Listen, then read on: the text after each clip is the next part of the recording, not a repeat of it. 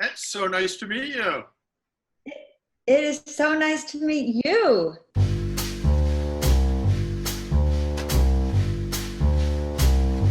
Okay, today's guest is someone I deeply admire.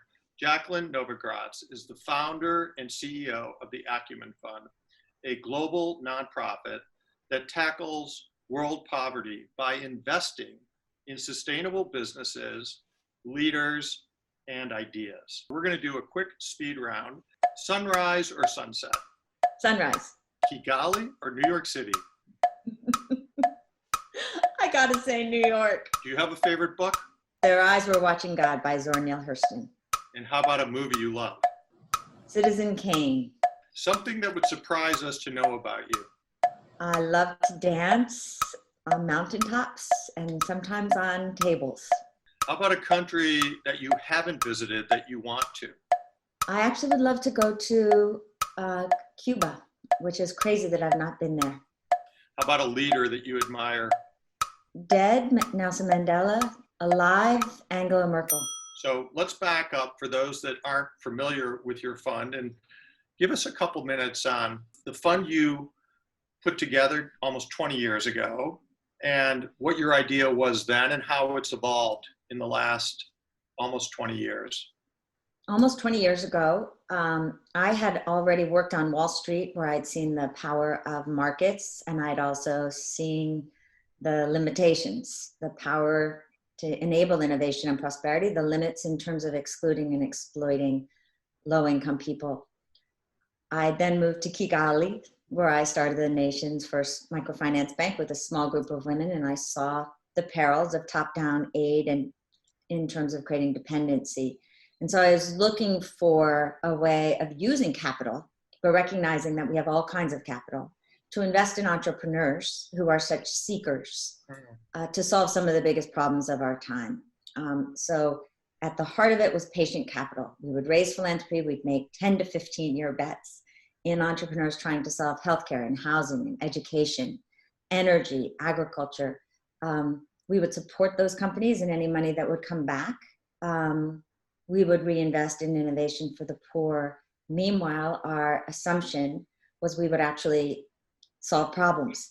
And it's been extraordinary to see the power of that combination. But since the beginning, we also realized that capital isn't enough. And so we had to begin to invest in young leaders, give them the skills of navigating in this complex world.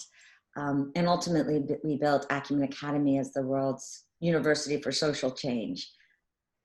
Let's talk a little about your new book, Manifesto for a Moral Revolution. Take a moment and tell us about what the title meant in the very deliberate selection of Manifesto, Moral, and Revolution. Yeah, well, Manifesto in some ways goes back to Eleanor Roosevelt and the idea that a people needs a shared and articulated set of principles and values on which we can agree. And so the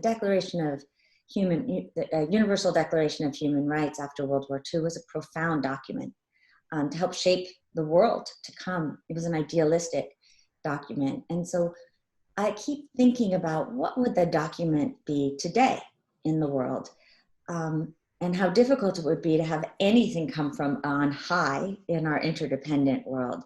And yet each of us can build our own manifesto.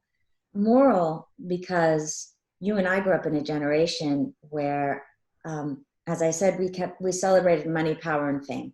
And we need to shift that now to putting our shared humanity and the environment at the center of our systems. That in and of itself is a moral act. It's a reorientation of how we see the world. And revolution, because this is not for tiny changes at the edges, but every one of our systems, our financial system, our corporate system, our nonprofit system, our government, and surely our political system, all need to have a reckoning with the foundations on which they stand and what it will actually mean for us to move much more effectively into the 21st century. So it's been fascinating because since the book came out, there was a revolution in the streets.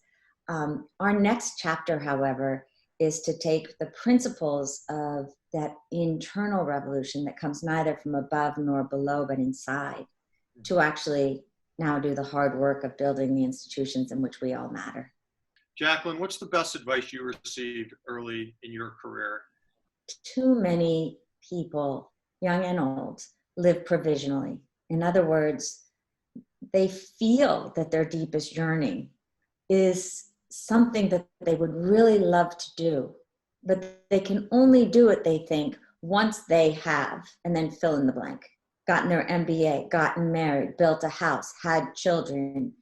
And the problem with living provisionally, by hearing yourself say, I'll do that when, is that too often, as life unfolds and you make that first magical amount of money, then your needs suddenly inflate as well.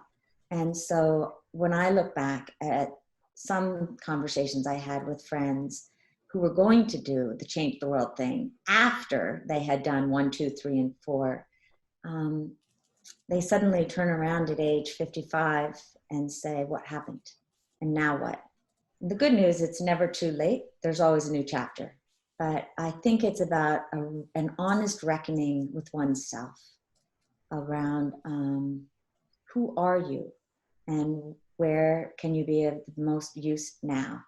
And for me, that was always pretty clear from the time I was a young person. And it was as much luck as anything else.